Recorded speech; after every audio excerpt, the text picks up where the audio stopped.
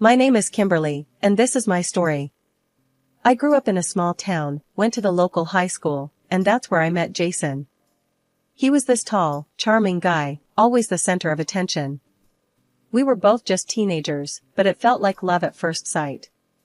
We started dating, and before we knew it, we were inseparable. We got married when we were just 20. Looking back, we were too young and naive, but at the time, it seemed like the perfect fairy tale. Jason was always the fun-loving, carefree type. He had big dreams and a bigger personality. I was more grounded, focused on building a stable future. We balanced each other out, or so I thought. Not long after we got married, I found out I was pregnant with our daughter, Lily. It was a surprise, but a welcome one. Jason was over the moon, and for a while, it felt like we were on top of the world. We were this young couple, excited about starting a family and building a life together. But as time went on, cracks started to show. Jason's carefree attitude started to feel more like irresponsibility. He was always chasing the next big thing, never satisfied with what he had. Meanwhile, I was working hard, trying to keep everything together for Lily's sake. I could see he loved her, but he was more interested in his own adventures than in being a responsible father. One evening, after putting Lily to bed, I sat down with Jason in the living room. I needed to talk to him about his spending habits and lack of focus. It was a conversation I had been dreading, but it had to be done. "Jason, we need to talk," I started, trying to keep my voice calm. "What's up, Kim?" he asked, not taking his eyes off the TV. "I'm worried about how we're handling things," I said. "We need to be more responsible, especially with Lily in the picture now." Jason shook his head. "You're always worrying about the future. Why can't we just enjoy the present?" "Because the present is a mess, Jason," I shouted back. "We're barely making ends meet, and you're out there buying new gadgets and talking about trips we can't afford." A few weeks later, after another argument about his latest impulse buy, I made the decision to end our marriage. It wasn't easy, but I knew it was the right thing for Lily and me. I wanted her to have a stable, predictable life, not one filled with uncertainty and broken promises. The next few weeks were tough. Jason moved out, and I started the process of filing for divorce. He wasn't happy about it, but he eventually agreed to joint custody and to pay child support. It wasn't easy, but I felt a sense of relief, like a weight had been lifted off my shoulders. Raising Lily on my own was challenging, but it was also rewarding. She was my world, and I was determined to give her the best life possible. I found a job that allowed me to provide for us, and slowly, we settled into our new routine. Over time, Jason and I found a way to be civil with each other. He would visit Lily occasionally, and he always made sure to send the child support on time. For that, I was grateful. It wasn't the life I had imagined when we first got married, but it was a life that worked for us. Lily had just turned 18, and we were celebrating her acceptance into law school. It was a big deal for both of us. She'd worked so hard, and I was incredibly proud. I decided to have a special dinner to mark the occasion, and for the first time in a long while, I invited Jason, her father, to join us. When I called him, he sounded genuinely pleased to be invited. "Hey, Jason, it's Kimberly. I'm planning a dinner for Lily. She got into law school, and I thought it'd be nice if you came," I said, trying to keep it casual. "Kimberly, that's great news. I'll be there," he said, and we hung up. The night of the dinner, I was a bundle of nerves. I wanted everything to be perfect for Lily. I'd prepared her favorite dishes and set the table nicely. When Jason arrived, he looked surprisingly good, dressed in a crisp shirt and slacks, carrying a small gift. Lily came down the stairs, beaming when she saw her dad. "Dad, you made it." "Of course, I wouldn't miss it for the world," Jason said, hugging her tightly. "And I brought you a little something." Lily tore open the wrapping to find a brand new smartphone. "Wow, Dad, this is amazing. Thank you," she exclaimed, her face lighting up. We sat down to dinner, and the conversation flowed easily. Jason talked about his new job and his big house. He seemed to be doing well, and I was glad for Lily's sake. So, Kimberly, you haven't changed a bit, Jason said, looking at me across the table.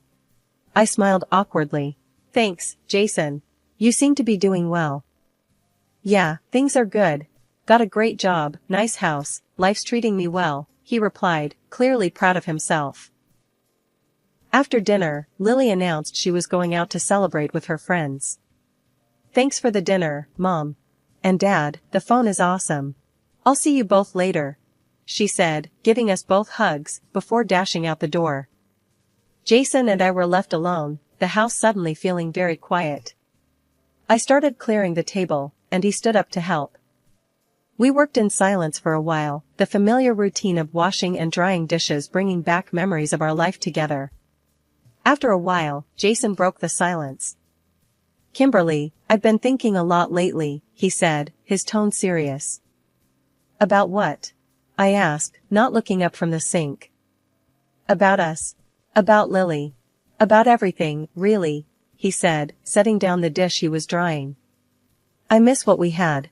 I miss you. I want to try again. I took a deep breath, feeling a mix of emotions.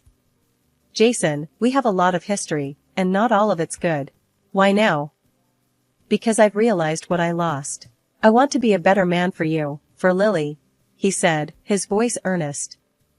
I hesitated, my mind racing with memories of our past and thoughts of what the future might hold. All right, Jason. Let's take it slow, see where it goes. A smile spread across his face. Thank you, Kimberly. You won't regret this. We finished the dishes in a comfortable silence, both of us lost in our thoughts. It felt strange, but also a little exciting, the possibility of starting over.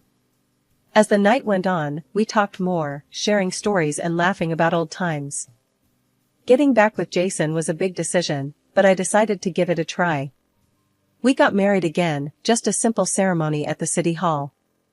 Only Lily and Jason's older sister, Margaret, were there. It was a small, quiet event, nothing fancy. I hoped this time things would be different.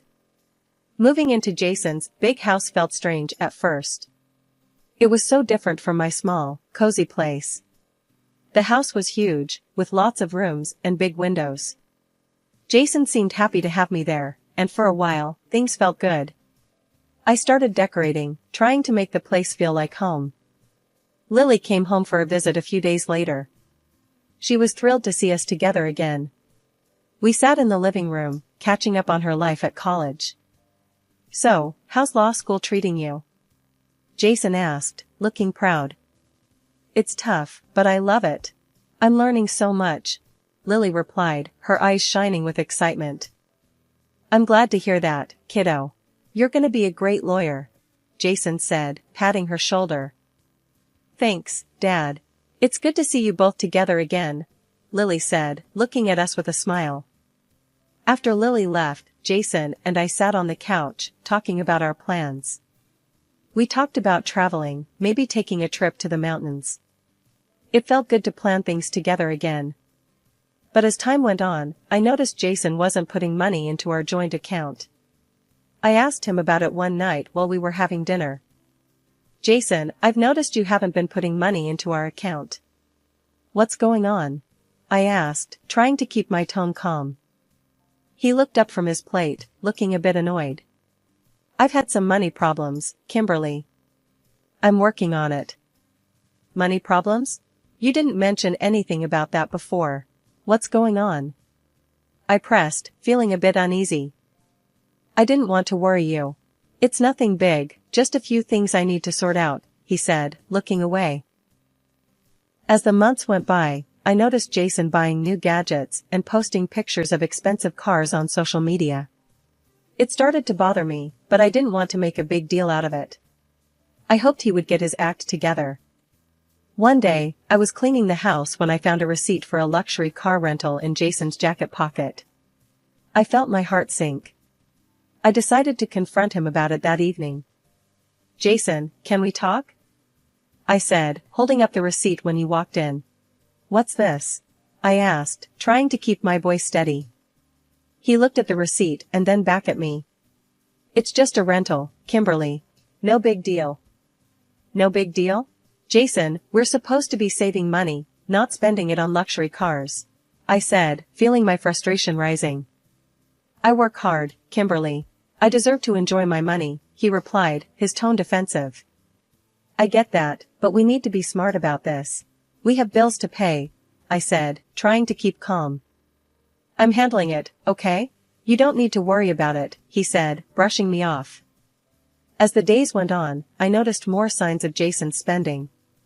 New gadgets, fancy clothes, and more car rentals.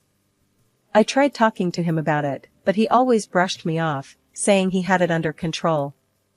For 2 years, I tried to talk to Jason about saving money and managing our budget better. He never listened. Every time I brought it up, he'd brush me off, saying he had everything under control. But he didn't. Our bank account was always running low, and he kept buying new gadgets and renting flashy cars. He posted videos of himself with these expensive toys on social media, making everyone think we were living the high life. Friends would comment on how lucky I was, but they had no idea how hard it was to keep everything together. Jason's spending was getting out of hand. I couldn't ignore it any longer. Our joint account was barely enough to cover bills, and he was flaunting new gadgets and expensive clothes. I decided to confront him seriously this time. Jason, we need to talk, I said, walking into the living room where he was lounging with his tablet. Can't it wait, Kimberly? I'm in the middle of something, he replied, not looking up. No, it can't wait. This is important, I said, my voice firm. I found another receipt for a luxury car rental. We can't keep doing this, Jason. We're running out of money. We're barely getting by, and you're spending like we're millionaires. I work hard, Kimberly. I deserve to treat myself, he said, looking annoyed. Treating yourself is one thing, but this is out of control. We're drowning here, I replied, feeling my frustration rise. Stop exaggerating. We're fine. I've got it covered, he said, dismissing my concerns. No, Jason, you don't. You're acting like a spoiled kid, not a responsible adult, I snapped, my patience wearing thin. He got up, glaring at me. I don't need a lecture from you, Kimberly. I know what I'm doing. He stormed out of the room, leaving me standing there, shaking with anger. I couldn't keep doing this. Something had to change. I kept hoping Jason would change, that he'd finally see reason and start acting more responsibly. But it only got worse. Each month, I'd find more receipts for gadgets and rentals. I felt like I was drowning, trying to make ends meet while he spent money like it was going out of style. It was like he hadn't changed at all since our first breakup. The man I hoped had grown up was still the same carefree guy who didn't think about tomorrow. One day, I got a call from my brother. Our mother had died. She lived in the same city where Lily was studying. The news hit me hard. I told Jason, and we decided to take the train to say goodbye. It was a long, silent journey. I was lost in my thoughts, trying to process the loss. When we arrived, Lily was there to meet us. Her face was pale, her eyes red from crying. We hugged tightly, finding some comfort in being together. The farewell was modest, just close family. My brother and I did what needed to be done without any fuss or luxury. It was what Mom would have wanted. During the service, I looked around and realized Jason wasn't there. I felt a pang of worry and turned to Lily. Have you seen your father? I asked, trying to keep my voice steady. She shook her head, looking just as confused. No, Mom. I haven't seen him since we got here. I felt a knot in my stomach, a mix of worry and frustration. This was typical of Jason, disappearing when I needed him most. But I pushed those feelings aside, focusing on saying goodbye to my mother. Jason came up to me only after the ceremony was over. I was very tired, so I didn't ask him where he had been all this time. After the funeral, we gathered at my mother's house for the will reading. It was just me, my brother Tom, Lily, Jason, and a few close relatives. The lawyer, Mr. Harris, a longtime family friend, opened the envelope and pulled out a few sheets of paper. To my daughter, Kimberly, I leave the house and all its contents. Mr. Harris read aloud. To my son, Tom, I leave my savings and any remaining assets. I felt a lump in my throat. The house was a big responsibility, but I was grateful. It was full of memories, a place where I could still feel my mother's presence. I looked over at Tom, who was nodding, seemingly okay with the arrangement. Suddenly, Jason, who had been silent until now, stood up. We need to sell the house. It's too much for Kimberly to handle on her own, he said, his tone more demanding than concerned. I stared at him, shocked. Jason, what are you talking about? We just heard the will. The house is mine. Exactly. It's your house, so we should sell it and split the money, Jason insisted, his face flushed with frustration. No way, Dad, Lily interjected, her voice firm. I lived here with Grandma while I was in college. I plan to keep living here. Jason waved her off. Lily, this is between the adults. Kimberly, we need to be practical about this. Practical? You're talking about selling my mother's house like it's just another asset, I said, feeling my anger rising. It is an asset, Kimberly. And as your husband, I have a say in what happens with it. Jason shot back, crossing his arms. Lily stood up, glaring at her father. Dad, I'm studying law, remember? Inherited property isn't shared between spouses. You don't get a say in this. Jason's face turned red with anger. Don't talk to me like that, young lady. This is a family decision, and I'm part of this family. Then he turned to me. If you don't sell the house, I'll divorce you. The room fell silent. All eyes were on us. I could see the shock and confusion on my relatives' faces. I took a step back, feeling a mix of anger and betrayal. Fine, Jason. We'll talk about it when we get home, I said, my voice cold and steady. We left early the next morning, taking the train back home. Jason was quiet the whole way, his anger simmering just below the surface. I pulled out my phone, scrolling through social media to distract myself. That's when I saw it, a video Jason had posted. In the video, he was standing in front of a lavish funeral setup, talking about how close he was to my mother and how much he was suffering. The comments were filled with sympathy, and the video had over 1 million views. I felt a wave of anger and disbelief. He wasn't at my mother's funeral because he was at another funeral across the cemetery, filming himself against the background of the coffin of a rich businessman. I couldn't believe how hypocritical and deceitful he was. Without looking up, I said, Jason, you're in for a surprise when we get home. He looked at me, a smug smile on his face. So, you've decided to sell? Good. We'll make a nice chunk of change. I'm thinking of getting a new car with the money. I just shook my head, sadly, not saying another word. The train ride felt endless, my mind racing with anger and disappointment. When we got back to Jason's house, there was a surprise waiting for him, his older sister, Margaret, sitting at the dining table. I had called her in advance and asked her to come over for this conversation. The moment Jason saw her, he froze, his confident demeanor vanished. Margaret, what are you doing here? Jason asked, his voice trembling a bit. Margaret looked at him sternly. I'm here because Kimberly called me. We need to have a serious talk, Jason. Sit down. Jason hesitated, then slowly walked over and sat down across from her, looking nervous. I could see the fear in his eyes. I took a deep breath, ready to lay everything out on the table. Margaret, I need to tell you what's been going on, I began, my voice steady. Jason has been spending excessively on gadgets and car rentals. He's been demanding that I sell my mother's house and even threatened me with divorce if I didn't agree. Margaret's eyes narrowed as she turned to Jason. Is this true, Jason? Jason looked down, not meeting her gaze. It's not as bad as she's making it sound, Margaret. Not as bad? I snapped. You've been wasting money left and right and trying to bully me into selling my mother's house. That's pretty bad, Jason. Margaret shook her head, disappointment etched on her face. Jason, you haven't grown up at all. You're still acting like a child. You've never achieved anything on your own. Jason looked up, a mix of anger and shame on his face. That's not fair, Margaret. I've tried my best. Your best? Margaret scoffed. The house you're living in isn't even yours. It's mine. I let you live here because I felt sorry for you. And now I find out you've been wasting money and bullying Kimberly?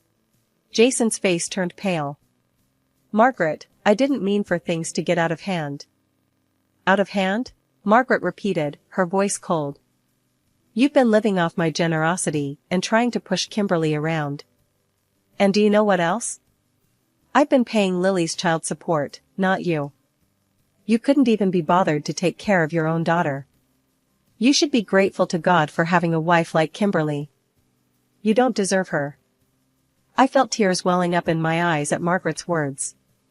I turned to Jason, my voice trembling with emotion. Jason, the house should go to Lily.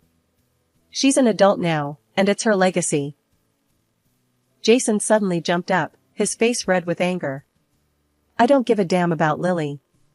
I want half the money from the sale of that house, or else I want a divorce. The room fell silent. I couldn't believe what I was hearing. I took a deep breath, trying to keep my composure. You don't care about your own daughter? Fine, Jason. I reached into my bag and pulled out the divorce papers I had prepared earlier. I handed them to him, my hands shaking. Here are the divorce papers. Sign them. Jason's hands trembled as he reluctantly signed the papers. You're making a big mistake, Kimberly. No, Jason. The mistake was thinking you'd ever change, I said, feeling a strange sense of relief wash over me. Jason finished signing and then bolted out of the house, slamming the door behind him. I stood there, feeling a mix of exhaustion and liberation. Margaret walked over to me, placing a comforting hand on my shoulder. Kimberly, thank you for everything you've done for my brother. And you've got Lily. You'll get through this. After the divorce, I packed up and moved back to the city where I grew up. It felt good to be back in my mother's house, surrounded by familiar memories. The house needed some work, but it was home. It was a place where I could start fresh. Lily graduated from college not long after. She married a wonderful guy, and now she's expecting a baby. I'm excited to become a grandmother. Life was starting to feel settled and peaceful, something I hadn't felt in a long time. One afternoon, I was in the garden, pulling weeds, when my phone rang.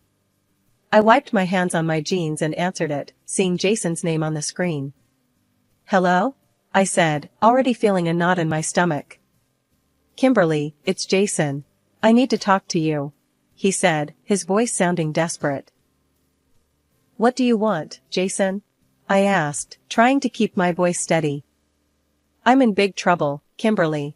I've got debts piling up, and I need your help, he blurted out. No, Jason. I'm not giving you any money, I said firmly. But Kimberly, I need you. We could try again, you know, make things right this time, he said, his voice almost begging. I couldn't believe what I was hearing. You want to get married again? Are you out of your mind? Come on, Kimberly. We had good times too. We can start over, he said, trying to sound convincing.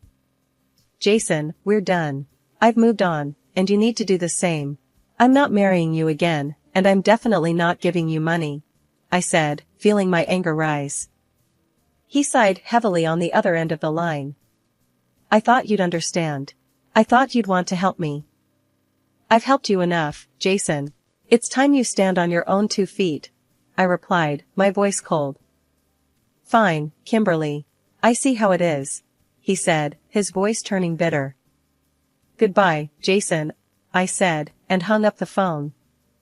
I stood there for a moment, feeling a strange mix of relief and sadness. I had finally closed that chapter of my life for good. Jason's problems were no longer my problems, and I felt a weight lift off my shoulders. I went back to my gardening, feeling more at peace than I had in years. I was ready to focus on my future, on my daughter, and on the new grandchild that was on the way. I was done looking back. It was time to embrace the life ahead of me, with all its possibilities.